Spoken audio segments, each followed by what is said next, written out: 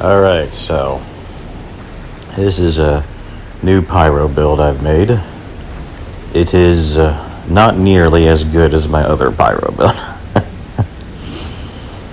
I don't know, it's tankier, but in a different way, really. And it's just a different build. But it definitely does less damage. Like, my current Pyro build could clear well springs, I think, in like 11 something minutes, whereas this one takes like 14 to close to 15 minutes. So yeah, he definitely does less damage. And I can tell why. It's because, like my Pyro build that you usually see, I mean, he keeps everything immobilized, and he's just endlessly shooting. He uses Claymore Torrent, which is better than Sandstorm for damage, as I use on this dude's primary. And he just keeps the debuffs constantly on him without having to actually go through any kind of animations for the most part, because Ash Blast is kind of instant.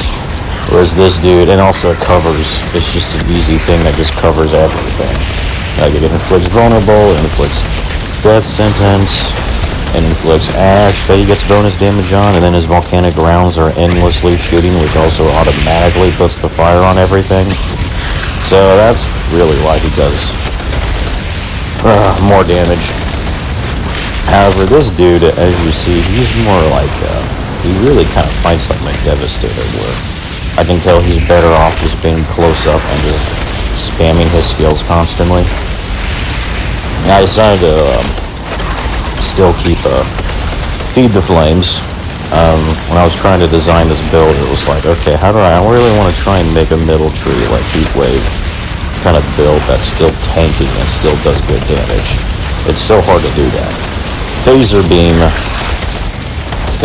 you cannot make that thing do damage unless you just go all out, unfortunately. It's really annoying that it's in the middle tree too, because I've done a Phaser Beam build before, and when I did, I went like straight down the middle tree, so I at least got extra health. But I couldn't stack that with health on my armor. I had to just go all anomaly. Status power on everything, you know, combine it with Unstoppable Force, the final node in the middle tree, like no resistance against the fortified. Do all that, you can make Phaser Beam do a lot of damage. Even then, I wasn't really that happy about it, because that was like the only thing that had like mods for it. On this one, I realized in order to do what I want to do, I can't really have mods for 3 different skills. Like, at least good mods for all 3 of my skills. So I realized, okay, let's go with a Thermal Bomb, since I can reduce the cooldown real quickly in the bottom tree. And I'm going cooldown on all of my armor and Wildfire, so everything I use still has a good cooldown to it. And I'm like, alright, I'll stack debuffs using Heatwave and Thermal Bomb. So Thermal Bomb got the branded, so 40% more damage, and then Heatwave got burnt out, so 25% more damage. And since I'm going in the middle tree, I'm able to get more burn bonus damage too. So my burns, I can do like 40% more damage against anyone with burn on them. As you saw though, like I took down the boss very quickly. That's the thing, I do notice that this dude does do more damage than my other Pyro, I'd say, when he's just focused on one dude. Because of branded, really, where I can finally focus on Thermal Bomb. And combine that with Moaning Winds. Obviously on my other Pyro build, he can't use Moaning Winds because he uses infinite Volcanic Rounds. So, also, by the way, if you didn't notice that fight, like, I've got frozen, I don't know how many, I think I was frozen more in that fight than I've ever been. It was so annoying. But I kind of liked it, because as you saw, I was still tanking it fine, despite being immobilized more than they were. It was kind of like, what? And it's because I got so much skill leech combined with weapon leech. I went ahead and got 23, so I get 5% more weapon leech, so I got 23% weapon leech. And then that's why I put Sandstorm on my primary, because that combined with Death Chains, both of them heal you off your weapon leech. My weapon leech can still heal me a good amount. And then my skill leech The thing is, I have the mod on Heat Wave where Heat Wave does damage. It's really so I can heal a ton off it. Because I realized when I was testing this build and I didn't have that mod initially, I was healing like nothing from skill leech. Very much less. Because burns just don't do enough damage. Now I can heal a decent amount off burns. And sometimes they do keep me alive. If I have enough people burned, then it's at least a decent chunk of healing with like 45% skill leech. But still, burns on their own just do so little damage that it's not like the bleed build on the Devastator. And I know, because I could go status power and increase burn damage, but then I'd leave. Then I would lose skill leech, so it would just be a same situation again. And then if I were to do that, then my actual damage from Heat Wave wouldn't heal me as much. But when I got that mod for Heat Wave, now I actually heal a ton off skill leech. Now my Heat Wave gets me back to full immediately every time I activate it. Not to mention Thermal Bomb heals me a little bit more.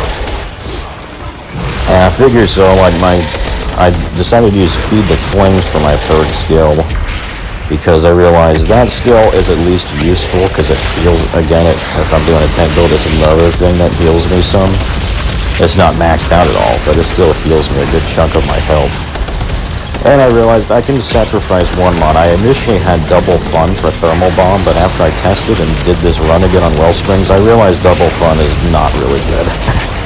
Because it says that Thermal Bomb hits 2 different people, but the thing is, I realized in combat, it seems to not work half the time, and when it does, it seems to have a very short range. What it does, it only hits 2, it kind of is like, it should really be changed where it says it hits a second person within like a 5-meter radius of the person it hits.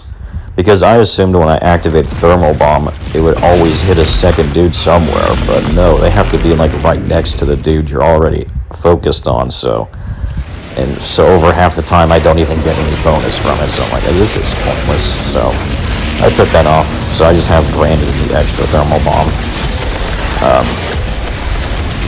I will say this build interrupts a lot. That's also why I like Feed the Flames, because Feed the Flames also interrupts too. So Thermal Bomb and Feed the Flames both interrupt the bosses.